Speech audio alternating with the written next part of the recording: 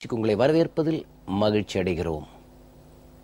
சரித்திரத்தில் புதைக்கப்பட்ட எலும்பு கூடுகள் எப்பொழுதுமே எழுந்துதான் வரும். அதுவும் கொடூரமாக கொல்லப்பட்ட ஆன்மாக்கள் உறவிக்கொண்டே இருக்கும் என்பார்கள்.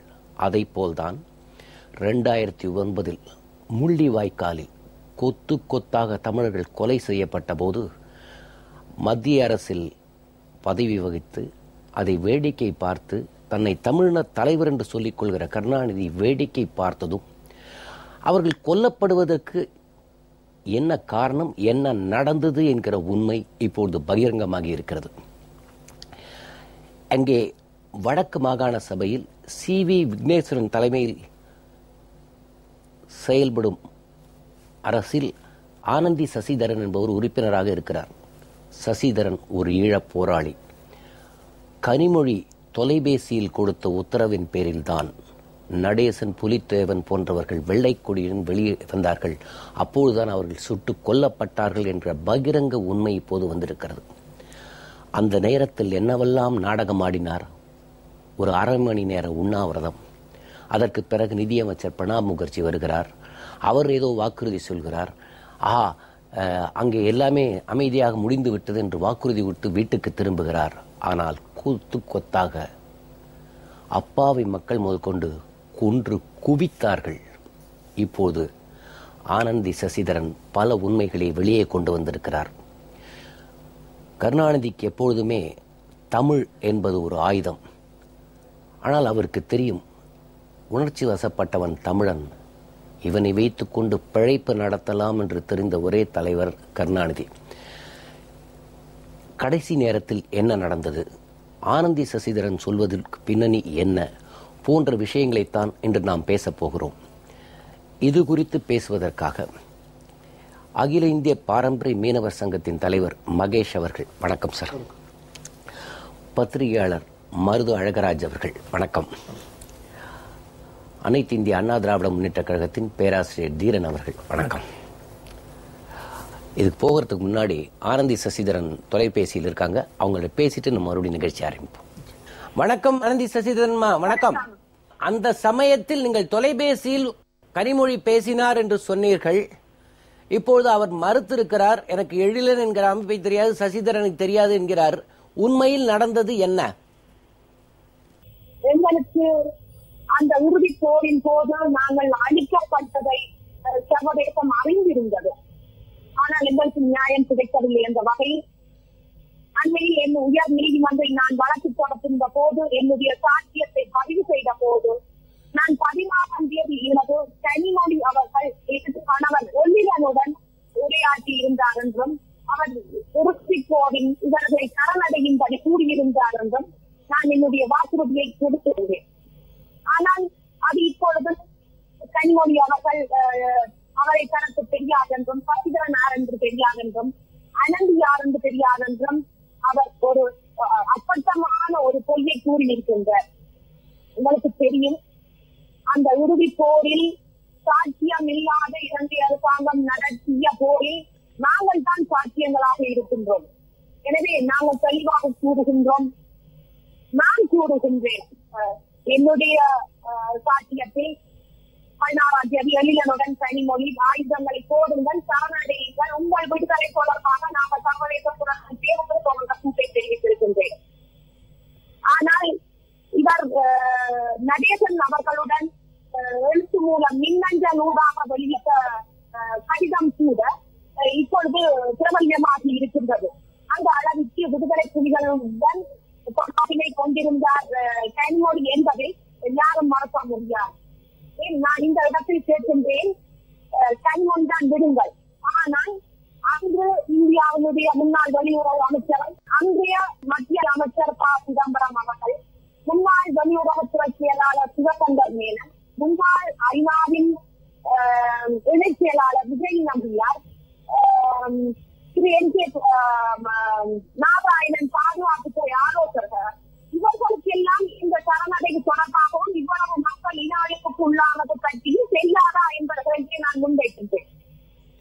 அவ்வாறு கேட்கும் போது இவர்கள் தங்களுக்கு இது தொடர்பாக எதுவும் தெரியவில்லை என்றால் பகிரங்கமாக ஒரு வெள்ளை அறிக்கையை வெளியிடத்திற்கும் எங்களுக்கும் இந்த ஈழ போராட்டத்துக்கும் சம்பந்தம் இருக்கவில்லை என்று. ஆனால் உண்மையில் நான் தமிழக மக்களுக்கு நான் கூற விரும்புகின்றேன். பல நூற்றுக்கணக்கான விடுதலை புலிகள் முல்லைத்தீவில் இலங்கை ராணுவத்தில் சரணடைந்த போது நான் நேரடி சாட்சியாக இருந்திருக்கின்றேன். பல்லாயிரக்கணக்கான மக்கள் கொல்லப்பட்ட போது நான் சாட்சியாக இருந்திருக்கின்றேன். பாதுகாப்பு வலயமாக ஸ்ரீலங்கா அரசாங்கம் பிரகடனப்படுத்தப்பட்ட பகுதியில் பல நூற்றுக்கணக்கான குண்டுகளை வீசிய இலங்கை படையினர். ஆனால் ஐநாவினுடைய அந்த கூட்ட அறிக்கையில் கூட 66 முறை பாதுகாப்பு வலயத்தில் குண்டு போட்டதாக பதிவு செய்யப்பட்டிருக்கின்றது. உண்மை உங்களுக்கு குறிவு செய்ய விரும்புகிறேன். அன்றைய காலத்தில் நான் நினைக்கிறேன் அது 2009 செப்டம்பரியாக இருக்க வேண்டும். பிரான்ஸ் வெளியுறவு அமைச்சராக இருந்த பூச்சா என்பவரும் பிரித்தானிய வெளியுறவு அமைச்சரான டேவிட் மில்வான் என்கின்ற இருவருமே ஸ்ரீலங்காவுக்கு வந்திருக்கின்றார்கள். அந்த பொழுது போர் நிறுத்தம் செய்வதற்குத்தான் அவர்கள் வந்த போது இந்தியா முன்னாள் தேசிய பாதுகாப்பு செயலாளர் இப்பிரச்சனையை நாங்கள் பார்த்துக் கொள்கின்றோம், நீங்கள் செல்லுங்கள் என்ற திருப்பி அனுப்பியதை நாங்கள் அறிகின்றோம். எனவே எங்களுடைய அழிவுக்கு காரணமானவர் இது இன்னும் ஒன்றை நாங்கள் தமிழ்நாட்டு மக்களுக்கு நான் தெரியப்படுத்த வேண்டும். கனிமொழியாக 16ஆம் தேதி பேசினார் என்ற உடனேயே இவ்வாறாக கொந்தளிக்கின்ற அரசியல்வாதிகள் எங்களுடைய அழிவு, எங்களுடைய இந்த துன்பத்து, இந்த இனாலைக்கு இந்திய அரசாங்கம் தலையிட்டதா இந்தியா அந்த உண்மையை போட வேண்டும் என்று நான் கேட்கின்றேன். இந்த நிகழ்வின் போது, இறுதிக்கட்ட நிகழ்வின் போது இந்திய அரசின் ஆதரவு இலங்கை அரசிற்கு இருந்தது என்கிற சந்தேகம் உண்டா, இல்லை இதை உறுதிப்படுத்துகிறீர்களா? இந்திய அரசினுடைய உதவியுடன் தான் போரை வெற்றி கொண்டோம் என்று ஆசிரியர் பசில் ராஜபக்ச மட்டுமல்ல, ஜனாதிபதி மஹிந்த ராஜபக்ச, கோத்தபாய ராஜபக்ச எல்லோருமே கருத்து தெரிவித்திருந்தனர். 2009 ஏப்ரல் மாதத்தில் வட இந்திய தொலைக்காட்சியான NDTV பிரணாப் முகர்ஜி அவர்கள் இலங்கைக்கு ராணுவத்தை வழங்கியதாக கூறியிருந்தார். அதுவும் இந்திய அரசாங்கத்தை பாதுகாப்பதற்காக கொடுத்ததாக கூறியிருந்தார். இதையெல்லாம் தெளிவாக வரலாறு தெரிந்தவர்களுக்கு தெரியும். இந்திய அரசு முற்று முழுதாக உங்களுடைய அழிப்புக்கு காரணமாக அமைந்திருக்கிறது. இப்போது கனிமொழி அவர்கள் பேசி நீங்கள் சரணடையுங்கள், எந்த ஆபத்தும் இருக்காது என்று சொன்னதாக சொல்லி இருக்கிறீர்கள். கனிமொழிக்கு என்ன அதிகாரம் யார் கொடுத்தார்கள்? எந்த அடிப்படையில் இவர்கள் நம்பினார்கள்? அல்லது மத்திய அரசின் அவர்கள் அங்கம் வகிப்பதனால் மத்திய அரசு கொடுத்த ஆலோசனையின் பேரில் கனிமொழி பேசினாரா? எதன் மூலம்? சேட்டலைட் போனா, செல்போனா, எப்படி பேசினார்? முதலமைச்சருடைய மகள் என்ற வகையிலும் மத்திய அரசின் காங்கிரஸ் ஆட்சியில் இவர்களும் அங்கம் வகித்தவர்கள் என்ற வகையில் அந்த அதிகாரத்தை எடுத்திருப்பார். அதுவும் கருணாநிதி அவர்கள் தமிழக தரப்பை அக்கறை காட்டுவதாக உருவாகியிருந்த அந்த நேரம் கனிமொழி அந்த வகையில் பேசியிருக்க முடியும். உண்மையில் அவர் எந்த அதிகாரத்தை வைத்து பேசுகின்றார் என்றால் அவர் நடுவு அரசில் அவர்களும் ஒரு அங்கத்துவமாக இயங்குகின்றார்கள். அது மட்டுமல்ல, நாங்கள் அழிவுக்கு உள்ளான பிற்பாடு 4 வருடங்கள் அந்த ஆட்சியில் அவர் அமர்ந்திருக்கின்றார். எனவே இது காங்கிரஸ் ஆட்சியில் இவர்கள் அங்கம் வைத்தவர்கள் என்ற வகையில் இவர்களுடன் பேசுவதற்கான வாய்ப்பு இருந்திருக்கின்றனர். இப்போது தமிழ் மக்கள் அன்றைய திமுகவும் சேர்ந்து இந்த தமிழின படுகொலைக்கு உடந்தையாக இருந்தது என்று நம்புகிறார்களா அங்கே இருக்கிற தமிழ் மக்கள்? நிச்சயமாக. உங்களுக்கு தெரியும், நாங்கள் அந்த காலத்தில் முன்னாள் முதல்வர் கருணாநிதி அவர்கள் தமிழ் மக்கள் எங்களுடைய உறவுகளான தமிழ்நாட்டு தமிழர்கள் கொந்தளித்த போது அந்த கொந்தளிப்பை அடக்குவதற்காக திட்டமிட்ட வகையில் ஒரு உண்ணாவிரதத்தை இருந்து அந்த உண்ணாவிரத்தை மதியம் நிறுத்திய போது நிறுத்தப்பட்டு விட்ட அந்த செய்தியை நாங்கள் தொலைக்காட்சியில் பார்த்துக் கொண்டு இருந்த போது மிக மோசமான திடீர் கூண்டு தாக்குதலையும் நாட்டு அரசியல் தாக்குதலையும் என்னை சுற்றியுள்ள பல பங்கர்களில் மக்கள் குடும்பமாக கொல்லப்பட்டதை நான் தன்னால் கண்டு காட்சி. எனவே எங்களுடைய அறிவிக்கு இவர்களும் காரணமாக இருந்தார்கள். இது மட்டுமல்ல, இதன் பின்னர் அவர் பேட்டியில் குறிப்பிட்டிருந்தார், இந்திய அரசு எடுத்துள்ள நடவடிக்கைக்கு நாங்கள் மாற்று கருத்து கூறுவார்கள் அல்ல என்று கூறியிருந்தார். எனவே அந்த இந்திய அரசாங்கம் செய்த ஸ்ரீலங்கா அரசாங்கத்துக்கு கொடுத்த ஆதரவை அவர் சரியென ஒரு கட்டத்தில் ஏற்றிருந்தார். எனவே தெளிவாக நாங்கள் இதுதான் அந்த பிச்சு காட்ட தேவையில்லை. ஆனால் தெளிவாக பேசும் எங்களுடைய அழிவுக்கு இவரும் ஒரு முக்கிய பங்கை வகித்திருக்கின்றார். இப்போது இருக்கிற நிலைமை அங்க எப்படி இருக்கிறது? ஆட்சி மாறினால் நாளும் எங்களுக்கான எந்த ஒரு தமிழர்களுடைய அங்காடி பிரச்சனைகள் கூட தீர்க்கப்படவில்லை. நாங்கள் மிக மோசமான நிலைமையில் இருக்கின்றோம். எனவே நாங்கள் வந்து தமிழக முதல்வர் ஜெயலலிதா அவர்களை நம்புகின்றோம். அம்மையார் இந்த சட்டமன்றம் 3 வலுவான தீர்மானத்தினை நிறைவேற்றியுள்ளார். அந்த தீர்மானங்களை அடிப்படையாக கொண்டு நாங்கள் எங்களுடைய வடமாகாண சபையில் இனஅழிப்பு பிரேரணையை நிறைவேற்றி இருக்கின்றோம். இதற்கு அடித்தளம் வைத்தவர் தமிழ்நாடு முதல்வர் ஜெயலலிதா அம்மையார். அவர் மிக தெளிவான நிலைப்பாட்டை கொண்டிருக்கின்றார் ஈழத்தமிழர் தொடர்பாக. அவர்கள் கொடுக்கும் அழுத்தம் ஈழத்தமிழர்களுக்கு நியாயம் கிடைக்க வழியாக அமைக்கும் என நம்புகின்றோம். ஆனால் இப்பொழுது சமீபத்தில் இங்கே இந்தியாவில் புதிய பிரதமராக மோடி பதவியேற்ற பிறகு ஈழத்தமிழர் பிரச்சனையை மீண்டும் கருணாநிதி எடுத்து மோடி அவர்களுக்கு கடிதம் எழுதுகிறார். இதையெல்லாம் அங்கே இருக்கிற இலங்கை தமிழ் மக்கள் நம்புவார்களா? மோடி அவர்களுடைய அரசாங்கம் வருவதற்கு முன்னர் 4 வருட காலம் காங்கிரஸ் ஆட்சியில் இவர் அங்கம் வகித்திருக்கின்றார். சரி, ஒரு சொந்த விடுதலை புலிகளை அளிக்கிறோம் என்று சொல்லி ஒரு இனத்தை அழித்துவிட்டீர்கள். ஆனால் அந்த அழிவுக்கான நியாயம் கிடைத்ததா?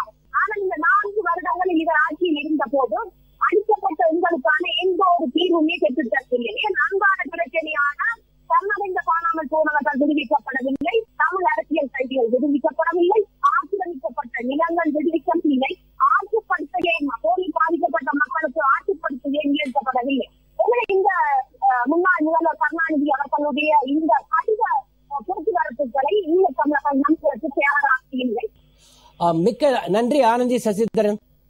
நன்றி நன்றி. பேராசிரியர் சார், உங்கள்கிட்டே வரேன். இப்பொழுது இவர்கள் பேசியதும் கருணாநிதி நடத்திய நாடகத்தையும் இப்பொழுது எப்படி பார்க்கிறீர்கள்? ஈழத்தமிழர் இனப்படுகொலையில் கருணாநிதி பெரும் பங்கு இருக்கிறது என்பது ஏற்கனவே பல முறை உறுதி செய்யப்பட்ட உண்மை. கோத்தபய ராஜபக்ஷே அவர்களும் ஃபசில் ராஜபக்ஷே இவர்கள் உள்ளிட்ட அனைவருமே அந்த நாட்டினுடைய நாடாளுமன்றத்திலும் அறிவித்திருக்கிறார்கள். இந்தியாவிற்கு வந்திருந்த பொழுது பத்திரிகையாளரிடமும் தெரிவித்திருக்கிறார்கள். இந்தியாவிற்காக நாங்கள் இந்த போரை நடத்தினோம் என்று தெளிவாக அவர்கள் பதிவு செய்திருக்கிறார்கள். அது மட்டுமல்ல, இப்பொழுது ஆனந்தி சசிதரன் அவர்கள் குறிப்பிட்டு சொன்னது போல, எதை நம்பி கடைசி கட்ட போர் நடைபெற்ற நேரத்திலே மக்கள் பதுங்கு குழிகளிலே பாதுகாப்பாக பதுங்கு குழிகளிலே பதுங்கி கிடந்த அந்த தமிழ் மக்கள், அப்பாவி தமிழ் மக்கள் எதை நம்பி வெளியே வருகிறார்கள்? கருணாநிதி அவர்கள் இங்கு அரை மணி நேர உண்ணாவிரத நாடகத்தை நடத்துகிறார். உடனே மத்திய அரசாங்கத்திடமிருந்து தனக்கு ஒரு தகவல் வந்ததாக சொல்லி, அந்த தகவலுடைய அடிப்படையிலே எல்லாம் சுமூகமாக முடிந்துவிட்டது, இனிமேல் எதுவும் பிரச்சனை இல்லை என்று சொல்லி பத்திரிகையாளர் கேட்கிறார், என்ன இவ்வளவு விரைவாக உண்ணாவிரத்தை முடித்து விட்டீர்கள் அப்படி என்று கேட்கிற பொழுது கருணாநிதி அவர்கள் சொல்லுகிறார், போர் முடிந்துவிட்டது, இனிமேல் பிரச்சனை இல்லை என்று சொல்லி, இந்த செய்தி வந்ததற்கு பின்னாலே தான், இந்த ஊடகங்களின் வாயிலாக பார்த்ததற்கு பின்னாலே தான் அந்த செய்தி அந்த மக்களிடம் பரவி சென்று அவர்கள் பதுங்கு குழிகளில் இருந்து வெளியே வருகிறார்கள். அந்த பதுங்கு குழிகளிலே இருந்து வெளியே வந்து கொண்டிருந்த மக்களின் மீதெல்லாம் சர்வதேச நாடுகளால் தடை செய்யப்பட்ட கொத்துக்குண்டுகளையும் பாஸ்பரஸ் குண்டுகளையும் வீசி அந்த மக்களை அநியாயமாக லட்சக்கணக்கான மக்களை கொண்டு அழித்தார்கள். ஆக கருணாநிதி அவர்கள் அந்த உண்ணாவிரத நாடகம் நடத்தி அவர் சொன்ன அந்த செய்தியின் காரணமாகத்தான் வெளியே வந்தார்கள். இதை பின்னாடி கருணாநிதி அவர்கள் மறுக்கிறார்கள். எப்படி மறுக்கிறார்கள்? நான் மத்திய அரசாங்கத்தை நம்பி நான் அப்படி பேசிவிட்டேன், நான் அப்படி மத்திய அரசாங்கத்தின் மீது நம்பியது தப்புதான் என்று சொல்லி பிற்காலத்திலே சொல்லுகிறார். ஆனால் அந்த நேரத்திலே உண்ணாவிரத நாடகம் நடந்த நேரத்திலே கூட கருணாநிதி அவர்களுக்கு தெளிவாக தெரியும், ஈழத்தமிழர்கள் அந்த போராளிகள் அத்தனை பேரும் கொன்றொழிக்கப்படுவதோடு அந்த தமிழ் மக்கள் முழுவதும் அழிக்கப்படுவதற்காக இந்திய அரசாங்கமானது ஒரு முறை இருமுறை அல்ல, வெளியுறவுத்துறை செயலாளராக இருந்த சிவசங்கர மேனன், இவர் பாதுகாப்பு ஆலோசகர் எம் கே நாராயணன், இவர்கள் அத்தனை பேருமே, பிரணாப் முகர்ஜி வெளியுறவுத்துறை அமைச்சராக இருந்தவர், இவர்கள் அத்தனை பேருமே ஒவ்வொரு முறையும் தமிழ்நாட்டிற்கு வந்து கருணாநிதி அவர்களை சந்தித்துவிட்டு ஆலோசனை கலந்துவிட்டுத்தான் அவர்கள் இலங்கைக்கு சென்றார்கள். அங்கே அவர்கள் கொடுத்த நெருக்கடி என்னவென்று சொன்னால், இப்பொழுது ஆனந்தி சசிதரன் அவர்கள் குறிப்பிட்டு சொன்னது போல, இந்த இந்திய அரசாங்கத்தினுடைய நெருக்கடியின் காரணமாக, ஏனென்றால் தமிழகத்திலே ஒரு மிகப்பெரிய கொந்தளிப்பு நடைபெற்றுக் கொண்டிருக்கிறது. மக்கள் எழுச்சி போராட்டங்கள், மாணவர்கள் முதற்கொண்டு வீதிகளிலே இறங்கி போராடி கொண்டிருக்கிறார்கள். பொதுமக்கள் உள்ளிட்ட அத்தனை பேரும் இன்றைக்கு போராடி கொண்டிருக்கிறார்கள். மாண்புமிகு அம்மா அவர்கள் அன்றைய அந்த சூழ்நிலையிலே இந்திய அரசாங்கத்திற்கு வேண்டுகோளை வைக்கிறார், போரை நிறுத்துங்கள், இது சட்டமன்ற தீர்மானங்களின் மூலமாக ஏதாவது செய்யுங்கள். ஆனால் அப்பொழுது கருணாநிதி என்ன நாடகம் ஆடினார்? ராஜினாமா, எம்பிக்கள் எல்லாம் ராஜினாமா என்று சொல்லி ஒரு நாடகத்தை நடத்தினார். ராஜினாமா கடிதம் போக வேண்டிய சபாநாயகரிடம் செல்ல கொண்டு போய் கொடுக்கவில்லை. இவர் வாங்கி வைத்துக் கொண்டு சர்வ கட்சியினுடைய முடிவின்படி எடுக்கப்பட்ட தீர்மானம் அது.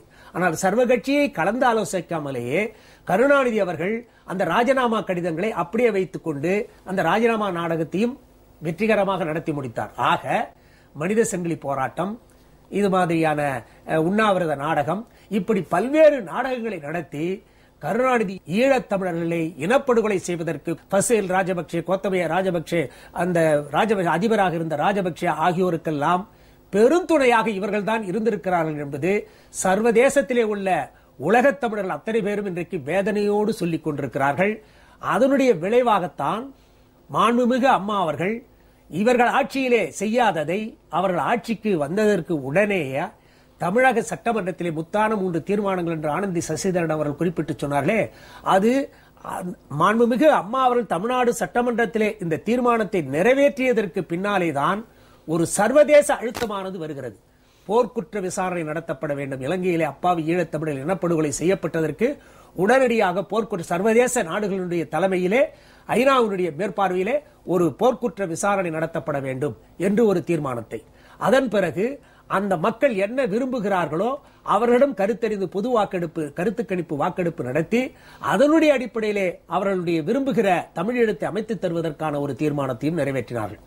அது மட்டுமல்லாமல் இலங்கை அரசாங்கம் இனப்படுகொலை செய்திருக்கிற காரணத்தினாலே ஐரோப்பிய யூனியனானது சில சலுகைகளை, அந்த சுனாமி நேரத்தில் கொடுக்கப்பட்ட சலுகைகளை ரத்து செய்தது போல இந்த இலங்கை மீது இனப்படுகொலை செய்த காரணத்திற்காக ராஜபக்சே அந்த நாட்டின் மீது உடனடியாக பொருளாதார தடை விதிக்க வேண்டும் என்றெல்லாம் சொல்லி மாண்புமிகு அம்மா அவர்கள் தமிழ்நாடு சட்டமன்றத்திலே மிக சிறப்பான தீர்மானம் நிறைவேற்றினார். அதன் பிறகுதான் இதுவரையிலே அங்கே தீவிரவாதத்தை ஒழிப்பதற்காகத்தான் இந்த ராஜபக்சே அவர்கள் முயற்சித்தார்கள் என்று கருதி கொண்டிருந்த அந்த ஐநா, உலக நாடுகள், சர்வதேச நாடுகள் அத்தனையும் என்ன செய்கிறார்கள் என்று சொன்னால், இங்கே தமிழ்நாடு சட்டமன்றத்திலே மாண்புமிகு அம்மா அவர்கள் ஏற்றிய அந்த தீர்மானத்திற்கு பின்னால் அதிலே கொடுக்கப்பட்ட அழுத்தம் மத்திய அரசாங்கத்திற்கு அவர்கள் நிறைவேற்றி அனுப்பியதனுடைய விளைவாக ஒரு சர்வதேச முக்கியத்துவம் அந்த நாடுகளுக்கு வந்துவிட்டது.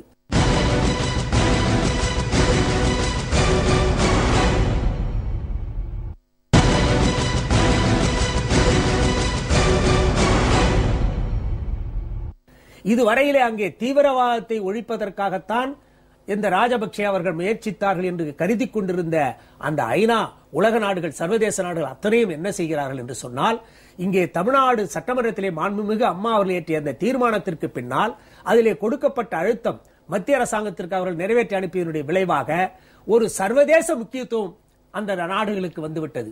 அவர்களும் என்ன செய்கிறார், மர்சுகி தருஷ்மன் தலைமையிலே அந்த ஐநாவினுடைய மேற்பார்வையிலே அங்கே வந்து அந்த விசாரணையானது மேற்கொள்வதற்கான நடவடிக்கைகள் எடுக்கிறார்.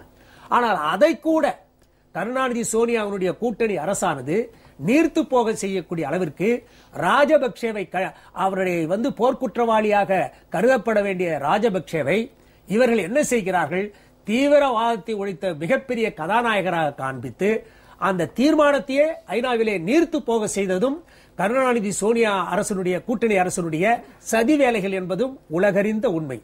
ஆக நீங்கள் தொடர்ந்து பார்த்து கொண்டு வந்தால் இது எல்லாவற்றையும் கூட நாம் ஒரு பக்கம் வைத்து விடலாம். ஆனால் அங்கே இனப்படுகொலை நடைபெற்று முடிந்திருக்கிறது. அந்த நேரத்திலே கருணாநிதி என்ன செய்கிறார், பத்திரிகைகள் எல்லாம் செய்தி வருகிறது. இந்த செய்திகளுக்கு பின்னாலே அங்கே டெல்லியிலே அமர்ந்து கொண்டு கருணாநிதி அவர்கள் தன்னுடைய பேரன்களுக்கும் தன்னுடைய கட்சிக்காரர்களுக்கும் இந்தந்த துறை அமைச்சர் பதவி வேண்டும் என்று சொல்லி அவ்வளவு வாதாடி போராடி பெற்றுக் கொண்டிருக்கிறார்கள். அதோடு மட்டுமல்ல, ஈழத்தமிழர்கள் கண்ணீரிலே மிதந்து கொண்டிருக்கிற அந்த நேரத்திலே இனப்படுகொலைக்கு ஆளாகி, கொடுமைக்கு ஆளாகி, இப்படிப்பட்ட துயரத்திலே இருக்கிற நேரத்திலே 500-600 கோடி ரூபாய் செலவு செய்து கோவையிலே செம்மொழி மாநாடு என்று சொல்லி குடும்பம் குதூகலிப்பதற்காக மாநாடு நடத்துகிறார். ஆக வெந்த புண்ணிலே வேலை பாய்ச்சுவது போல கருணாநிதி அவர்கள் ஒவ்வொரு முறையும் ஈழத்தமிழர்களுக்கு மட்டுமல்ல ஒட்டுமொத்த உலகத் தமிழினத்திற்கே துரோகங்களை செய்த வரலாறு தான் வரலாற்றில் இன்றைக்கு பதிவு செய்யப்பட்டிருக்கிறது. அதாவது இதில் மிக முக்கியமான விஷயம் என்னவென்றால், கருணாநிதியுடைய அந்த அரசியல் வரலாற்றை நீங்கள் பார்த்தால் பதவி என்பது மட்டும்தான் முக்கியம். இந்த பிரச்சனை 56களிலேயே துவங்கிவிட்டது. பௌத்த இன மக்கள் தமிழர்களை 48 அவர்களுக்கு சுதந்திரம் வந்த பிறகு இந்த சிங்கள இனம் எப்படி இருந்தது, பண்டாரநாயக காலத்தில் சிங்கள மட்டும் என்கிற உரிமையை கொண்டு வந்து தமிழினத்தை அழிக்க ஆரம்பித்தது. அப்புறம் செல்வா அவர்கள் தலைமையில் ஒரு ஒப்பந்தம் பண்டாரநாயகவோடு நடந்தபோது அந்த ஒப்பந்தத்தை சவப்பட்டியில் எடுத்துக்கொண்டு போனார் ஜெயவர்தனே. அதன் மூலமாக அது கலைந்து போன நாளிலிருந்து 83 குற்றிமணி தங்கதுரை ஜெகன் அந்த வெளிக்கடை சிலையில் அந்த கொடுமை நடந்தபோது அது இன்னொரு தகவல் உண்டு. இங்கே வந்த குட்டிமணி தங்கதுரையை காட்டி கொடுத்து அனுப்பியது கருணாநிதி என்கிற வரலாறு உங்களுக்கு தெரியுமா? நிச்சயமாக. இவர்கள் என்ன செய்கிறார்கள், அவர்களை கைது செய்வதற்கான அனைத்து விதமான நடவடிக்கைகளையும் கருணாநிதி அரசே அன்றைக்கு செய்து கொண்டிருந்தது. ஆக அதன் பிறகுதான் அவர்கள் அங்கே இலங்கைக்கு வெளிக்கடை சிறைக்கு கொண்டு போகப்பட்டு அந்த இடத்திலே அவர்கள் எல்லாம் இனப்படுகொலைக்கு அந்த கண்களை எல்லாம் இழந்த அந்த கொடூரமான நிகழ்வுகளுக்கெல்லாம் ஆளாக்கப்படுகிறார். ஆக கருணாநிதி அவர்களை பொறுத்தளவிலே அவர்களுக்கு ஒரு பெரிய ஆசை என்னவென்று சொன்னால், உலகத் தமிழர்களுக்கெல்லாம் தான் தான் தலைவராக இருக்க வேண்டும் என்று ஒரு ஆசை. சார், இப்போ உங்கள்கிட்ட வர இப்போ இந்த கனிமொழி இந்த எழிலன் யாரு எனக்கு தெரியாது, சசிதரன் யாரு அப்படின்னு தெரியாதுங்கிறாங்களே, இதை நீங்கள் எப்படி பார்க்கிறீர்கள்? இந்த தெரியாது என்கிற சொல்லுக்கும் கருணாநிதி குடும்பத்திற்கும் ஒரு பெரிய நெருங்கிய உறவு உண்டு. கனிமொழியே தெரியாது என்று கருணாநிதி சொன்னதுண்டு. கனிமொழியின் தாயார் ராசாத்தியும் தெரியாது என்று கருணாநிதி சொன்னதுண்டு. அன்றைய தர்மாம்பாள், இன்றைய ராசாத்தி. ஆக இப்பொழுது அழகிரியை கூட தெரியாது என்றுதான் சமீபமா சொல்லிட்டு இருக்கேன். ஆக இது தெரியாது என்று சொல்வதிலே கருணாநிதி கைது இருந்தவர் அவருடைய மகள் கனிமொழி அவர் வழியிலே இப்பொழுது தெரியாது என்று சொல்லி இருக்கிறார். ஆனந்தி சசிதரனுடைய இந்த குற்றச்சாட்டு கருணாநிதியினுடைய இன்னொரு துரோகத்திற்கு சாட்சி. அவ்வளவுதான். அவர் எண்ணில்லா துரோகங்களை புரிந்திருக்கிறார். குறிப்பாக ஈழத்தமிழர்களை நம்ப வைத்து அந்த ஈழத்தமிழர்களுடைய இன அழிப்பு அங்கே நடக்கிற போது தமிழகத்திலே எந்த ஒரு கொந்தளிப்பும் நிகழ்ந்துவிடக் கூடாது, அதை பார்த்துக் கொள்ளுங்க அப்படின்ற ஒரு உத்தரவை சோனியாவிடமிருந்தோ அல்லது இலங்கையினுடைய ராஜபக்சேவிடமிருந்தோ இவர் கருணாநிதி பெற்றுக்கொண்டு இந்த தமிழ்நாட்டிலே போராட்டங்களை எல்லாம் முனைமணுங்க வைப்பது, இந்த ஒரு இளைஞன் முத்துக்குமரன் போன்றவருடைய மரணங்களை மனநோயாளி சாவி என்று இருட்டடிப்பு செய்வது, போராட முனைவர்களை நசுக்கி உள்ளே அடைப்பது, இப்படி ஒரு பக்கம் போராட்டங்களை நசுக்குவது, இன்னொரு பக்கம் இவரே போராளியாக போராட்டங்களை தொடங்குவது போல. இப்போது பிறந்த நாள் மலர் கூட போராளியின் பயணம் தலைப்புல தான் வந்திருக்கு. ஆக பாத்தீங்கன்னா இவர் என்ன செஞ்சாருன்னா, மக்களுடைய பார்வையில் இருந்து ஈழத்தில் நடக்கக்கூடிய கொடுமைகளை மறைப்பதற்காக ஒரு ஒப்புக்கு ஒரு உண்ணாவிரதம், ஊரை ஏமாற்ற ஒரு மனித சங்கிலி, புறமுது கோடி சென்று போரூரிலே படுத்துக் கொண்டு முதுகுலை கோளாறு என்று பொய் நாடகம், இத்தனையும் இவர் ஒரு பக்கம் ஆடினார் என்று சொன்னால் இப்பொழுது என்ன தெரிய வருகிறது, கருணாநிதி மட்டுமல்ல, இந்த முள்ளிவாய்க்கால் கொடூரங்கள் நடந்த போது கருணாநிதியின் மொத்த குடும்பமுமே இந்த துரோக நாடகத்தை தான் கொண்டிருந்தது என்பதை ஆனந்தியின் குற்றச்சாட்டு அம்பலமாக இருக்கிறது. அதாவது கருணாநிதியுடைய பிளாக்மெயிலிங் பாலிடிக்ஸை அறியாதவர்கள் கிடையாது. ஒரு சாதாரண போர்ட் ட்ரஸ்ட் சேர்மன் பதவி கொடுக்கவில்லை என்ற காரணத்திற்காக ஐக்கிய குஜராலுக்கே மிரட்டல் விட்டார். கேட்டால் காவிரி பிரச்சனையில் ஐக்கிய குஜரால் தமிழ்நாட்டுக்கு ஆதரவாக இல்லை என்று பொய் சொல்லி குஜராலே அதை வெளியிட்டு விட்டார். தான் கேட்ட இலாக்கா கிடைக்கவில்லை என்று இந்த 2வது முறை யூபிஏ அரசு பதவியேற்கும் போது கோவித்துக் கொண்டு இங்கே வந்தவர். அப்படி எல்லாம் ஒரு பதவிக்காக அவ்வளவு சண்டை போட்டவர் இந்த விஷயத்தில் எப்படி நடந்து கொண்டதாக பார்க்க ஒண்ணுமே இல்லை சார். இதுல ரொம்ப மிகச் சாதாரணமா சொல்லணும்னா, பகையாளியை விட உறவாடி கெடுப்பவன் கொடூரமானவன், எதிராளியை விட துரோகி மன்னிக்கப்படக்கூடாதவன். அந்த அடிப்படையில் பார்த்தால் கருணா என்ற வார்த்தைக்கு அடையாளம் துரோகம் தான். அங்கேயும் சரி இங்கேயும் சரி. அங்கே ஒரு கருணா இருந்து உலக தமிழினம் கருணாநிதி செய்த துரோகங்களுக்கு கொடுத்த பட்டம் கருணா. அந்த பட்டத்திற்கு அந்த துரோகத்திற்கு துணையாக நின்ற கருணாநிதி கனிமொழியை அனுப்பி ராஜபக்சேவிடம் வாங்கி வந்தது பட்டயம், பெட்டி, பரிசு பெட்டி. ஆக துரோகம் செய்ததற்கு ராஜபக்சேவிடமும் ஒரு கூலி வாங்கி இருக்கிறார். சோனியாவிடமும் இலாக்காக்களை ஏடிஎம் துறைகள் என்று சொல்லக்கூடிய பணம் கொட்டக்கூடிய பணம் செலுத்தக்கூடிய துறைகளையும் வாங்கி இருக்கிறார். அது மட்டும் இல்ல, அன்னைக்கு இந்த 2G ஸ்பெக்ட்ரம் ஊழல்ல 1.25 லட்சம் கோடி ரூபாய் அவர்கள் முறைகேடு செய்து அது வழக்கு. எதற்காக அந்த நெருக்கடி மத்திய அரசாங்கம் தருகிறது? இலங்கை பிரச்சனையிலே கருணாநிதி வாய் திறக்க கூடாது, வாய்ப்பூட்டு போட வேண்டும் என்பதற்காகத்தான் அந்த பிரச்சனையை மத்திய அரசாங்கமானது கையில் எடுக்கிறது நீண்ட நாளுக்கு பிறகு. முதலில் பதவிகளை வாங்குவதற்கு வாயை மூடிக்கொண்டு இருந்தார். அடுத்து வாங்கிய பதவியிலே செய்த ஊழல்கள் அம்பலமத்திற்கு வந்தவுடன் பிணை கைதியாக விட்டார். முதலிலே ஒப்பந்தம், நீங்க ஈழத்தில் நடத்தக்கூடிய போரை எப்படி வேணாலும் நடத்தி கொள்ளுங்கள், எத்தனை லட்சம் தமிழர்களை வேணாலும் நசுக்கிக் கொள்ளுங்கள், எனக்கு ஆட்சேபனை இல்லை. அவரை பொறுத்தவரை என்ன, அவர் இந்த தமிழர்களுக்கு கொடுத்ததெல்லாம் காவேரியை கன்னடருக்கு விட்டுருவாரு, முல்லை பெரியார கேரளாவுக்கு விட்டுருவாரு, கச்சத்தீவை இலங்கைக்கு கொடுத்துருவாரு. முள்ளிவாய்க்கால் மட்டும்தான் தமிழனுக்கு அவர் ஒதுக்கீடு செய்த இடம். ஆக அவர் செய்த இடஒதுக்கீடு இதுதான். அதையும் மயானமாக்கி விட்டார். ஆக பாத்தீங்கன்னா இவருடைய திட்டம் என்ன என்றா ஒண்ணுமே கிடையாது. எனக்கு பதவி கொடுத்து விட்டு நீங்கள் எதை வேணா நடத்திக்கீங்கன்னு சொன்னாரு முதல்ல. அடுத்து பெற்ற பதவியை வைத்து அடித்த கொள்ளைகள் அம்பலத்திற்கு வந்த உடனே காங்கிரசாருடைய பிணை கைதியாக இவர் ஆயிட்டார். ஸ்பெக்ட்ரம் என்கிற பூச்சாண்டியை காட்டிக்கொண்டு அவர்கள் நினைத்ததையெல்லாம் செய்தார்கள். சட்டமன்றத்திலே இவர் முதலமைச்சராக இருக்கிறார். மைனாரிட்டி முதலமைச்சராக இருக்கக்கூடிய கருணாநிதி, மத்தியில் ஆட்சிகளை பங்கேற்றிருக்கக்கூடிய கருணாநிதி ஏறத்தாழ இரட்டை அதிகாரங்களை கையில் வைத்துக் கொண்டு இவர் சட்டமன்றத்தில் என்ன சொன்னார்? தமிழர்களுக்கு ஆதரவாக பேசாதீங்க, இங்கே பேசினால் அங்கே சிங்களவன் அடிப்பான், துப்பு கொடுக்கிறார். இல்ல, அதுக்கு முன்னாடி ஒரு முக்கியமான விஷயத்துக்கு வந்துடுறேன் என்று சொல்லுவார். அங்கே இலங்கை தமிழர்களை பலி கொடுத்தார், தன்னுடைய பதவிக்காக இதை வேணா செய்வார். ஆனால் இன்னொரு விஷயம் பார்த்தீர்களானால், கருணாநிதி ஆட்சியில் இருக்கும் பொழுதெல்லாம் மீனவர்கள் சுட்டுக் கொல்லப்படுவார்கள் கடலுக்கு. அதிமுக ஆட்சி வந்த பிறகு அது முற்றும் நின்று போனது. இங்கே தமிழக முதல்வர் வைத்த அழுத்தமான கடிதங்களும் வாதங்களும் கோரிக்கைகளும் அதை ஒரு ஸ்டாப்பு கொண்டது. ஆனால் இந்த கடல் தாண்டி போகிற இந்த மீனவர்களை பார்த்து பேராசை பிடித்தவர்கள்ன்றாங்களே, இது உங்களுடைய பார்வை, இந்த மீனவர்கள் பார்வையில் நீங்கள் எப்படி பார்க்கறீங்க? அதாவது இந்த சட்டமன்ற தீர்மானங்கள், 3 முத்தான சட்டமன்ற தீர்மானங்கள் அப்படின்னு சொன்னாங்க இல்லையா, இதன் மூலமாக விடிவு கிடைத்தது ஈழத் தமிழர்களுக்கு மட்டுமல்ல, குறிப்பாக எங்களுடைய மீனவர்களுக்கும் அது ஒரு விடிவைத்தான் கொண்டு வந்தது. காரணம் நீங்க சொன்னீங்கன்னா, ஒரு இனப்படுகொலையுடைய தொடர்ச்சியாகத்தான் மீனவர்கள் படுகொலையும் நடந்து கொண்டிருந்தது. அங்க மீன் பிடிக்கிறதுல பிரச்சனையோ அல்லது வேறு விதமான சொத்து தகராறோ எதுவும் கிடையாது.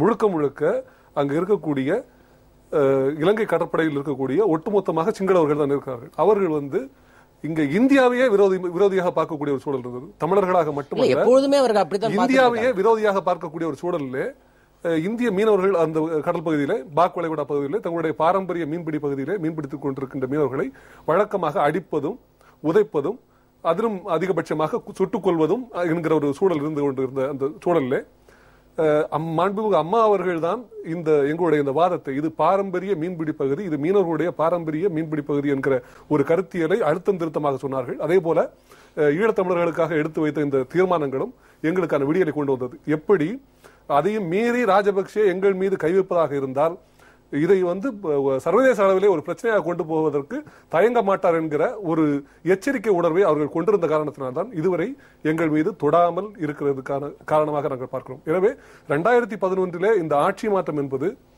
ஈழத்தமிழர்களுக்கு எந்த அளவுக்கு பயனுள்ளதாக இருக்கிறதோ அதைவிட அதிகமாக இந்தியாவில் இருக்கக்கூடிய, தமிழகத்தில் இருக்கக்கூடிய மீனவர்களுக்கு ஒரு உயிர் பயத்தை போக்குகின்ற ஒரு ஆட்சியாக இது இருந்து கொண்டிருக்கிறது.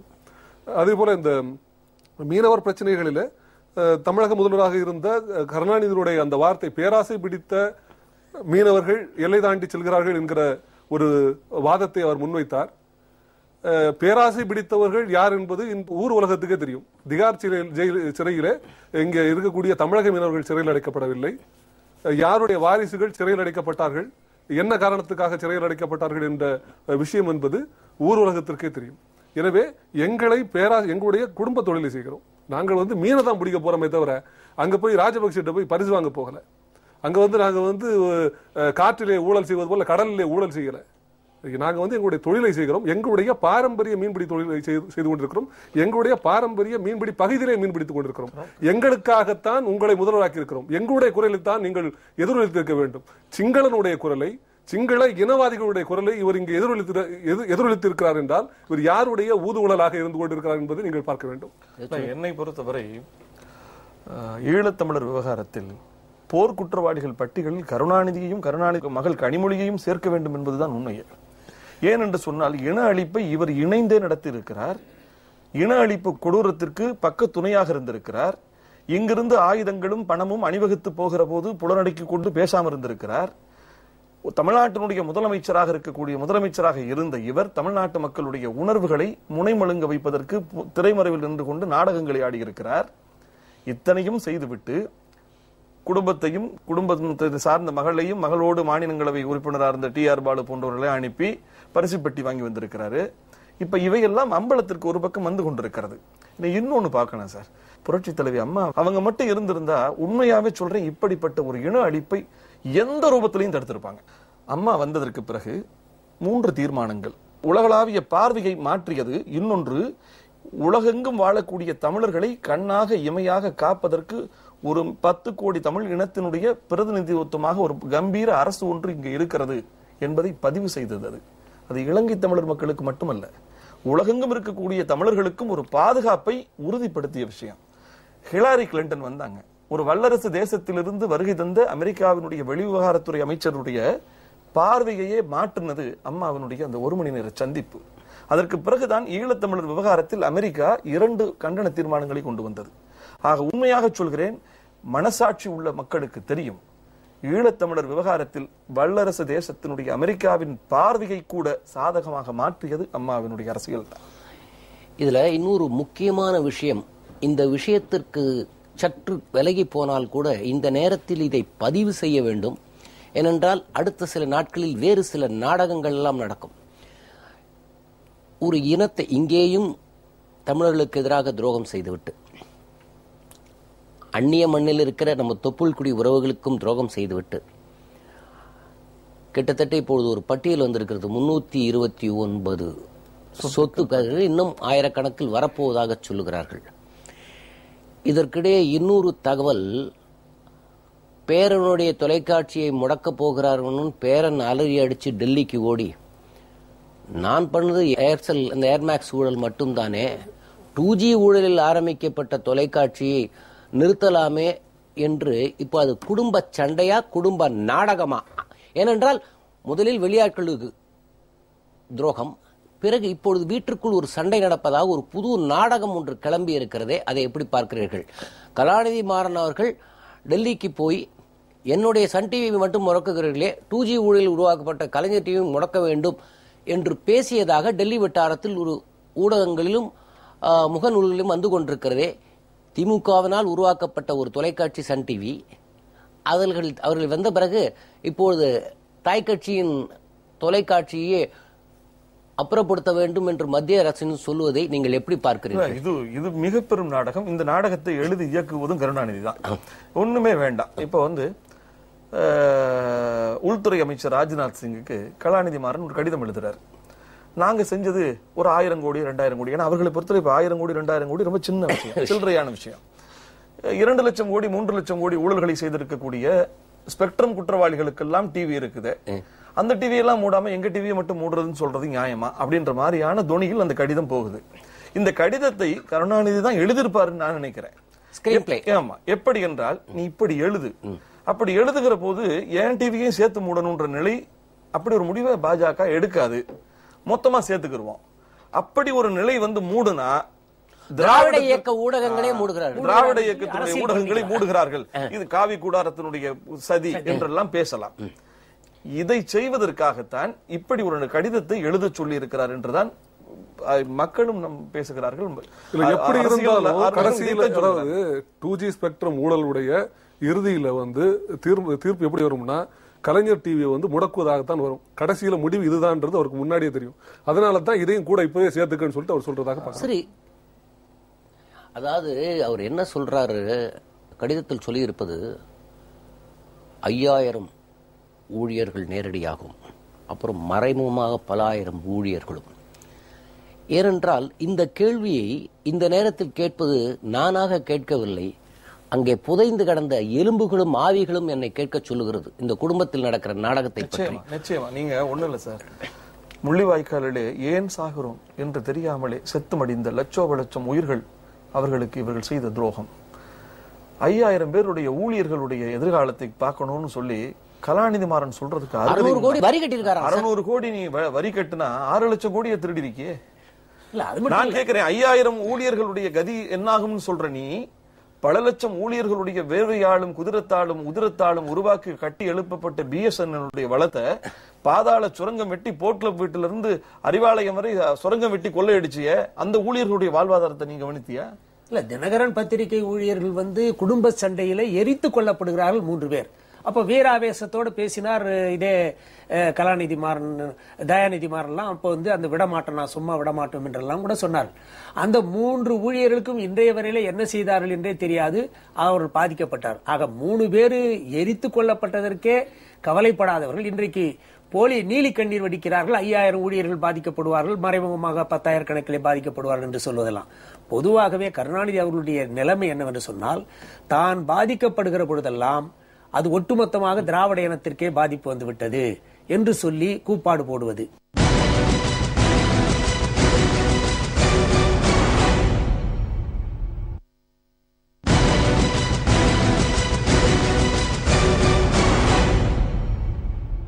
பொதுவாகவே கருணாநிதி அவர்களுடைய நிலைமை என்னவென்று சொன்னால், தான் பாதிக்கப்படுகிற பொழுதெல்லாம் அது ஒட்டுமொத்தமாக திராவிட இனத்திற்கே பாதிப்பு வந்துவிட்டது என்று சொல்லி கூப்பாடு போடுவது.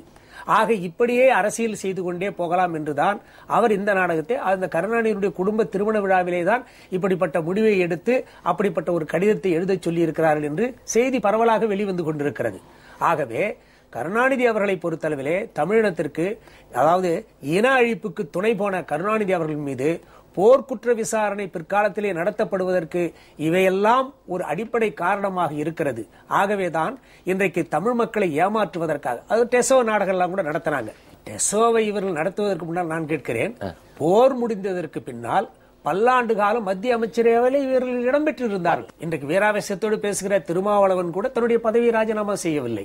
அதே போல ஈழத்தமிழர்களுக்காக 7 ஆண்டு சிறைவாசம் கூட செல்ல தயார் என்று ராமதாஸ் அவர்கள் சொன்னார்கள். அவருடைய மகன் அன்புமணி கூட தன்னுடைய பதவியை கடைசி வரையிலே அனுபவித்து விட்டுத்தான் வந்தார்களே தவிர ஈழத்தமிழர்களுக்காக எதையுமே அவர்கள் செய்யவில்லை, தங்களுடைய பதவியை ராஜினாமா செய்யவில்லை. ஆக அது மட்டுமல்ல, அம்மா அவர்கள் ஆட்சிக்கு வந்ததற்கு பின்னாலே தீர்மானம் நிறைவேற்றுகிறார். ஆனால் கருணாநிதி அவர்கள் பிரணாப் முகர்ஜியை சந்தித்ததற்கு பின்னாலே இருந்து, அதுக்கு முன்னாடி போர் நிறுத்தம் செய்யணும் என்றெல்லாம் சொன்னவர்கள். ஆனால் அதற்கு பின்னாலே அதை பற்றிய வாயே திறக்காமல் மூடிக்கொண்டார்கள். அது மட்டுமல்ல, கருணாநிதி அவர்கள் அந்த பதவியிலே இருந்த காலகட்டத்திலே ஒரு தீர்மானம் சட்டமன்றத்தில் நிறைவேற்றியிருக்கலாம். இந்த ஒரு பாதிக்கப்பட்ட மக்களுக்காக ஒரு போர்க்குற்ற விசாரணை நடத்தப்பட வேண்டும் என்று சொல்லி தீர்மானம் நிறைவேற்றுகிறார். ஆனால் செய்யவில்லையே. ஆக கடைசி வரையிலே ஏறத்தாழ 4 ஆண்டு காலம் இருந்துவிட்டு கடைசி நேரத்திலே அந்த ஐக்கிய முற்போக்கு கூட்டணி அரசானது முடிவுக்கு வருகிற அந்த தருணத்திலே தான் ஒரு போலியான காரணத்தை சொல்லி, எனக்கு நான் ஏமாந்து விட்டேன், அதையெல்லாம் நம்பி விட்டேன் என்றெல்லாம் மத்திய அரசாங்கம் மீது ஒரு பழியை சுமத்தி தன்னுடைய ஆதரவை வாபஸ் பெற்றுக்கொண்டு அதன் பிறகு அரசியல் நடத்த வேண்டாமா, உடனே ஈழ பிரச்சனையை கையிலே எடுக்கிறார். அதனாலே தான் இந்த டெசோ மாநாடு கூட்டுகிறார்கள். டெசோ மாநாடு கூட்டு தான் அந்த ஈழத்தமிழர்களுக்கு பெரிய பாதுகாவலன் என்பது போல இன்றைக்கு நீலி கண்ணீர் வடித்துக் கொண்டிருக்கிறார்கள். ஆனால் அந்த டெசோ மாநாடு கூட எவ்வளவு பெரிய கேலிக்குரியதாக ஆகிவிட்டது என்பதெல்லாம் நாடறிந்த செய்தி. இல்லை, இப்போ ஒரு முக்கியமான ஒரு விஷயம், குறிப்பாக இந்த இடத்தில் நாம் ஒரு விஷயத்தை கவனிக்க வேண்டும். திராவிட இனத்தை அழிக்க முடியாது என்று, அதாவது ஒரு கல்யாண மாநாடு, அது திருமணம் என்பதை விட திருமண போர்வையில் நடந்த ஒரு அரசியல் இணைப்பு மாநாடு. அந்த மாநாட்டில் இப்பொழுது வைகோ கைகுலுக்குகிறார். தொடர்ந்து இந்த ஈழப் பிரச்சனையை பற்றி பேசும்போதெல்லாம் இந்தியாவின் சரித்திரம் கங்கையிலிருந்து எழுதப்படக்கூடாது, காவிரியிலிருந்து எழுதப்பட வேண்டும் என்றெல்லாம் சொல்லி நாடும் துடிதுடித்துக் கொண்டு தன்னை பிரகடனப்படுத்தி கொண்டிருக்கிற வைகோ இப்பொழுது இந்த ஆனந்தி சசிதரன் விவகாரத்துக்கு பிறகு எப்படி செய்வார்? அவர் எடுக்கிற முடிவினால் மதிமுக தொண்டன் அவரை எப்படி பார்க்க போகிறான்? மதிமுகவில் இப்பொழுது தொண்டர்கள் இல்லை. ஏறத்தாழ அவர் ஒரு கையறு நிலைக்கு வந்து விட்டார். வைகோவினுடைய அரசியல் கருணாநிதியோடு சேர்ந்தே முற்று பெறப் போகிறதோ என்கிற அளவுக்கு தான் அவருடைய நிலைப்பாடு இருக்கிறது. கடைசி ஆயுதமாக திராவிடம் என்கிற வார்த்தையை பயன்படுத்த பார்க்கிறார்கள். இல்லை, அதாவது இப்போ ஆனந்தி சசிதரன் அறிக்கைக்கு பிறகு வைகோவுடைய பார்வை எப்படி இருக்கும் என்று நீங்கள் இல்லைங்க, அவருக்கு ஒண்ணுமே கிடையாது. இப்போதைக்கு அவர் ஈழத்தை பொறுத்தவரையும் இனிமே இந்த பிரச்சனையை முதுகுல தூக்கி சுமந்து நமக்கு போனி ஆகாது அப்படின்ற முடிவுக்கு அவரே வந்துட்டார். வந்ததுக்கு பிறகுதான் நான் சொல்றேன், ஈழத்தை கைவிட்டு விட்டு அவர் எடுத்திருக்கக்கூடிய ஆயுதம் தான் இப்ப திராவிடம். ஈழத்தை விட்டாச்சு அவரும். ஏன்னா கருணாநிதியோட சேர்ந்தா ஈழத்தை விட்டுத்தானே ஆகணும். நீங்க பாத்தீங்கன்னா பொய்யாக ஒரு போர் நிறுத்தம் நடந்ததாக ஒரு பொய்ச்செய்தியை பரப்பிவிட்டு பாக்கி இருந்த தமிழர்களுக்கும் பாடை கட்டி முடித்த கருணாநிதி பின்னாடி இவர் நின்று கொண்டு இடிமலை உதயன், நொச்சிக்குப்பம் தண்டபாணி என்று 9 உயிர்களின் சடலத்தின் மீது உயிர்த்தெழுந்த பீனிக்ஸ் பறவை என்று சொன்னாரே, அந்த வைகோ கருணாநிதி விட்டு திருமண மேடையில் நின்று கொண்டு எப்படி திராவிடம் பேசுவதற்கு அவருக்கு யோகிதை உண்டு என்பதுதான் கேள்வி. இப்போ இதுல இன்னொரு முக்கியமான விஷயமும் இங்கே பதிவு செய்ய வேண்டியிருக்கு. ஆனந்தி சசிதரன் சொன்ன போது கனிமொழி அவர்களுடைய செய்தி தொடர்பாளராக இருக்கும் முன்னாள் நாடாளுமன்ற உறுப்பினர் TKS இளங்கோவன், அது யார்? அது யாரோ சொல்லுவதெல்லாம் எப்படி நம்புவது? இந்திய அரசு சார்பில் இலங்கை அரசுக்கு இப்படி நடந்துக்கணும்னு சொல்லுகிற அதிகாரம் கனிமொழிட்டியா இருந்ததுன்னு கேட்கிறாரு. இந்த ஸ்டேட்மெண்ட்டை நீங்க எப்படி பாக்குறீங்க? இல்ல, இது அவங்களுக்கும் ஈழத்துக்குமான தொடர்பை காட்டுது. அதாவது ஈழ போராளி அப்படின்னு சொல்லிட்டு அவர் தன்னைத்தானே அறிவிச்சுக்கிறாரு. டெசோ நாடக கம்பெனியை வந்து நடத்திக்கிட்டு இருக்கிறாரு. இப்ப இது எல்லாமே நாடக கம்பெனின்னு நம்ம திருப்பி சொல்லிட்டு இருந்தது உண்மைன்றது இப்ப வெளியே வருது.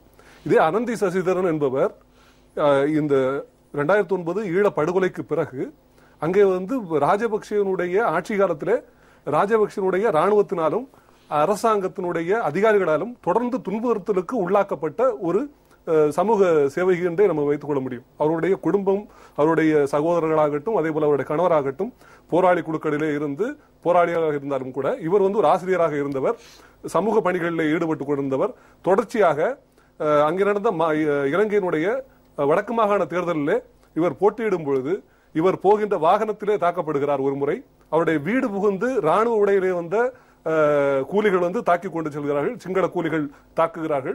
இப்படிப்பட்ட கொடூர செயல்களுக்கு உள்ளாகி மிகவும் பரபரப்பான ஒரு பெர்சனாலிட்டியாக இருந்த அனந்தி சசிதரனை யார் என்று கேட்கிறார் என்றால், இவர்களுக்கும் ஈழத்தில் நடக்கக்கூடிய நிகழ்வுகளை இவர்கள் எப்படி பார்க்கிறார்கள் என்பதற்கு என்ன இதை விட சொல்லணும்னா, ஆனந்தி சசிதரன் ஒரு போராளியின் மனைவி, கனிமொழி ஒரு கோமாளியின் மகள்.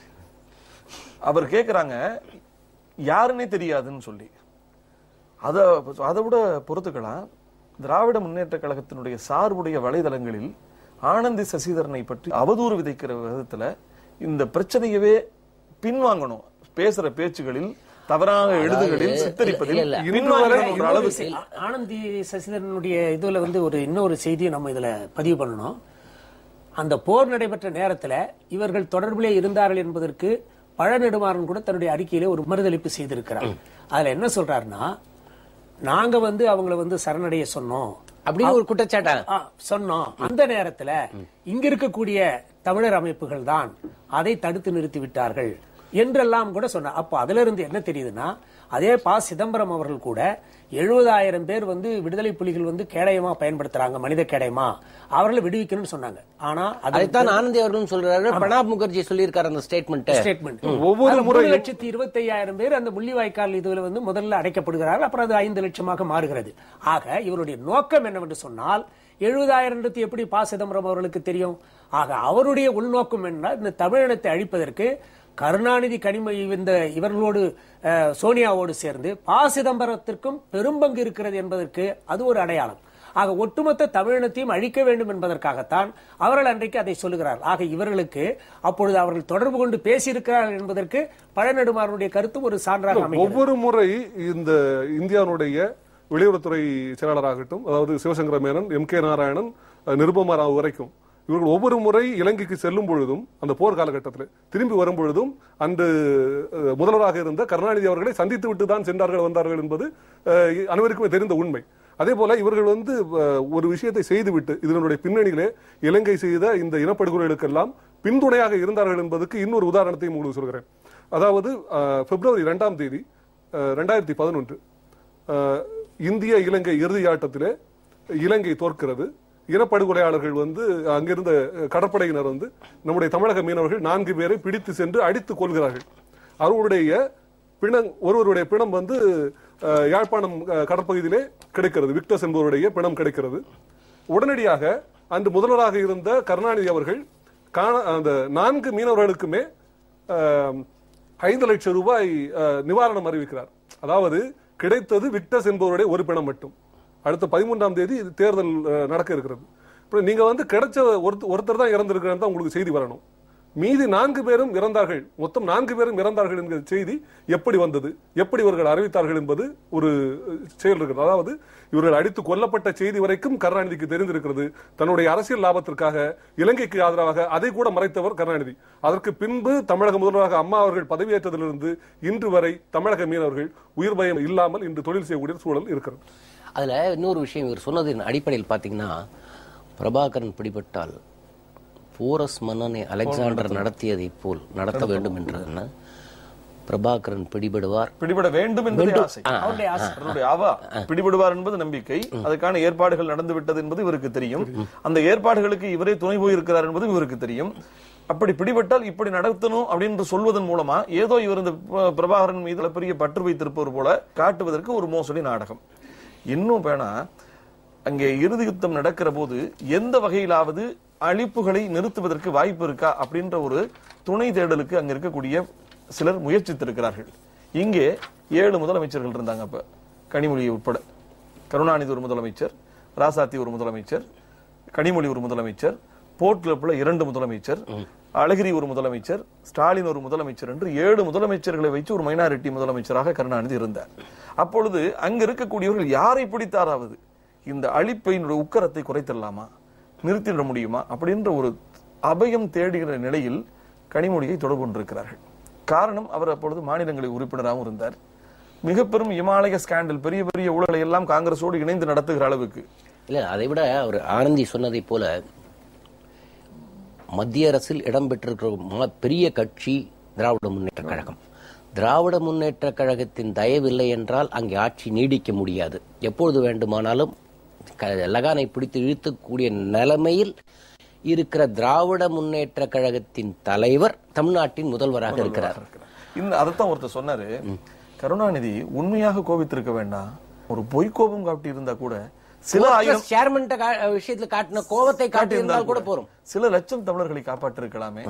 மகனுக்கும் பேரனுக்கும் கேட்ட துறை கிடைக்கலன்னு ஆதரவு கடிதத்தை சட்டப்பையிலே வச்சுக்கிட்டு ஏர்போர்ட்டுக்கு திருப்பி வண்டி ஓட்டு. அதுல பிசினஸ் இன்ட்ரெஸ்ட் ஏதாவது இருக்கா கருணாநிதி? உறுதியா. இப்ப நீங்க ஒண்ணு பாருங்களேன், இந்த ஈழத்தமிழ்ல இலங்கையில இன அழிப்பு முடிந்ததற்கு பிறகு கருணாநிதியினுடைய குடும்ப விமானங்கள் முதலா வெளிநாட்டுக்கு பறந்து போக ஆரம்பிச்சது இலங்கைக்கு தான். அது வரைக்கும் இந்த விமானங்கள் இந்தியாவுக்கு உள்ள மட்டும் தான் ஓடிக்கிட்டு இருந்தது. இந்த விமானம் வெளிநாட்டுக்கு முத பறப்பதற்கு அனுமதி எங்கே கிடைத்ததுங்கிறீங்க? இலங்கைக்கு தான் கிடைச்சது. அதுல கூட ஒரு சின்ன செய்தி, அதாவது இந்த ஐபிஎல் மேட்ச் நடக்குது இல்லையா, இதுக்கு முந்தைய ஐபிஎல் மேட்ச்ல வந்து இலங்கை வீரர்கள் வந்து வரக்கூடாது அப்படின்னு சொல்லிட்டு இங்க வந்து பெரிய கொந்தளிப்பாக மாணவர்களும் பல இயக்கத்தினரும் போராடுகிறார்கள். இங்க நம்முடைய சென்னையிலே வந்து எந்த இலங்கை வீரர்களும் விளையாட மாட்டார்கள் என்று சென்னை அணி அறிவிக்கிறது. சென்னை அணியில் இருக்கக்கூடிய இலங்கை வீரர்களை வந்து திருப்பி அனுப்புகிறார்கள். பல அணிகளும் அது மாதிரி செய்கிறது. ஆனால் தமிழகத்தில் இருக்கக்கூடிய இதே கருணாநிதியினுடைய குடும்ப அணியாக இருக்கக்கூடிய சன்ரைசர்ஸ் அணி, கலாநிதி மாறன் தயாநிதி மாறனை ஓனராக கொண்ட அந்த அணி இலங்கை வீரர்களை வந்து கேப்டனாக அறிவித்து அந்த அணியிலே வந்து அதிகப்படியான இலங்கை வீரர்களை வைத்து ஆடுகிறது. அது மட்டும் இல்ல, அம்மா வந்து காமன்வெல்த் கேம தெற்காசிய விளையாட்டு போட்டியை தமிழகத்திலே நடத்த முடியாது, ஒரு சிங்களவன் கொடியேந்தி கொண்டு இங்கே நடந்து வந்து அணிவகுப்பு நடத்தி இந்த நாடுகள் வருகிற போது ஒவ்வொரு நாட்டினுடைய அணிவகுப்பு நடக்கும். இலங்கை வருகிற போது இந்த சிங்கள கொடியை பிடிச்சுக்கிட்டு அவன் நடந்து வர்றத ஒரு பெரிய காயத்துல, ஒரு பெரிய மனம் அழுத்தத்துல இவ்வளவு தமிழர்களை இழந்து விட்டோம்னு கொதித்துட்டு இருக்கக்கூடிய மக்கள் இங்கே இருக்கிற போது அவன் கொடி பிடித்து நடந்து வருவதை ஏற்க முடியாதுன்னு சொல்லி அப்படிப்பட்ட ஒரு விளையாட்டு போட்டியை தமிழக அரசு நடத்தாதுன்னு சொன்ன திறமிக்க அரசு அம்மாவுடைய அரசு. ஆனால் அதே நேரத்துல அந்த சூழல்ல தான் கருணாநிதியினுடைய பேரன்கள் வந்து அவங்களுடைய குடும்ப அணிக்கு சிங்களவன் ஒரு விளையாட்டு வீரரையே அணியினுடைய தலைவராக்கி, நீங்க இது ரெண்டும் ஒப்பிட்டு பாருங்களேன்.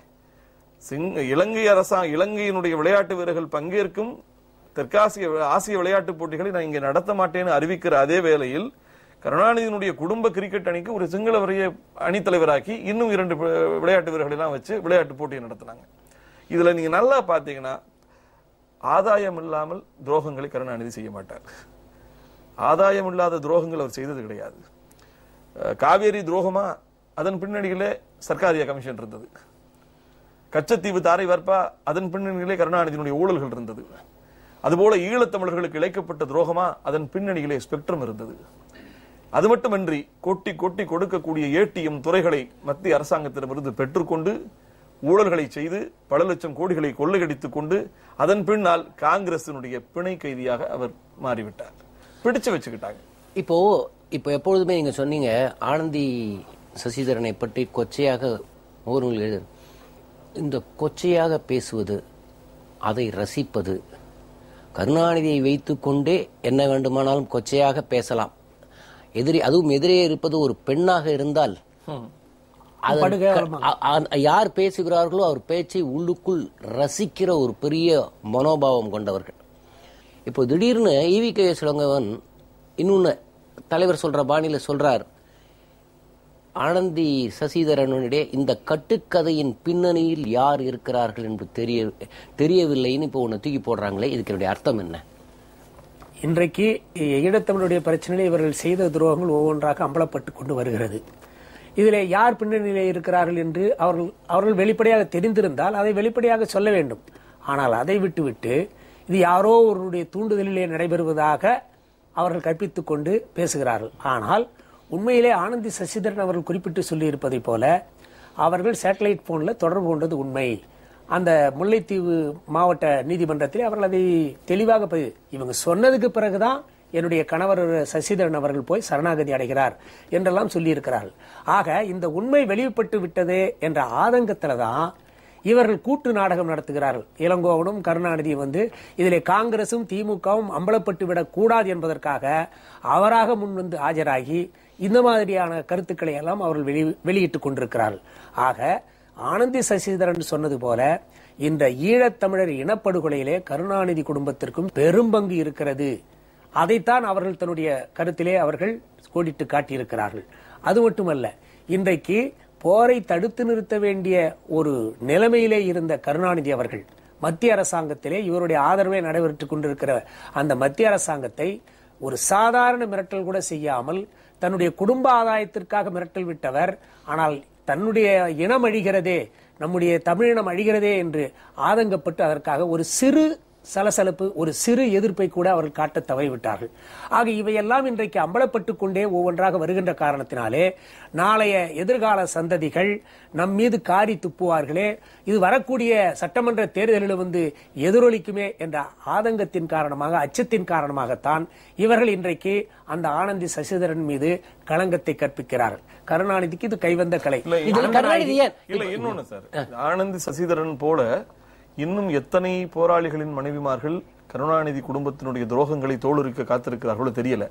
இப்பவே ஆனந்தி சசிதரன் மீது இப்படிப்பட்ட ஒரு தவறான பாய்ச்சலை காட்டி பயமுறுத்தி வலைதளங்களிலே பதிவுகளை செய்து அச்சுறுத்தி அடக்கிவிட்டால் இன்னும் பல துரோக குற்றச்சாட்டுகள் தானாக அடங்கிவிடும் என்பதுதான் அவர்கள் கணக்கு. இதில் கருணாநிதி வாய் திறக்க மறுப்பது ஏன்? இப்ப ஆனந்தி சசிதரன் பேசுறாரு, இளங்கோவனை பேச விடுறாரு, கனிமொழியை பேச விடுறார். இன்னும் தமிழினத்தின் ஒப்பற்ற தலைவர் என்று தன்னைத்தானே இன்று நேற்று வரை பிறந்தநாள் கொண்டாடி சொன்ன கொண்டவர் ஏன் இதை பற்றி வாயை திறக்க மறுக்கிறார் என்று நினைக்கிறேன். அதை விட ஈழத்தமிழர் விவகாரத்தில் கருணாநிதியின் எந்த சொல்லையும் உலகத் தமிழினம் ஏற்றுக்கொள்ள தயாரல்ல. இப்ப சொன்னதான் உண்மை. அவரு குறைஞ்சி அவர் பேசினா அதை ஏற்பதற்கு யாரும் தயாராக இல்லை என்கிற நம்பிக்கை அவருக்கே வந்து விட்டது. அதனால் இப்ப என்ன பண்றாருன்னா சில முகமூடிகளை தயாரிக்கிறார். சத்தியமூர்த்தி பவன்ல ஒரு முகமூடி, தாயகத்திலே இப்பொழுது வைகோ என்கிற இன்னொரு முகமூடி, இது போல சில முகமூடிகளை உருவாக்கி வைத்துக் கொண்டு அவர்களை பேச வைக்கிறார். அவ்வளவுதான் சொல்லணும். என்ன பொறுத்தவரையும் ஈழத்தமிழர் விவகாரத்தில் கருணாநிதியை பொறுத்தவரை அது உலகத் தமிழினம் கொடுத்த பட்டம் கருணா கருணா கருணா என்பதுதான்.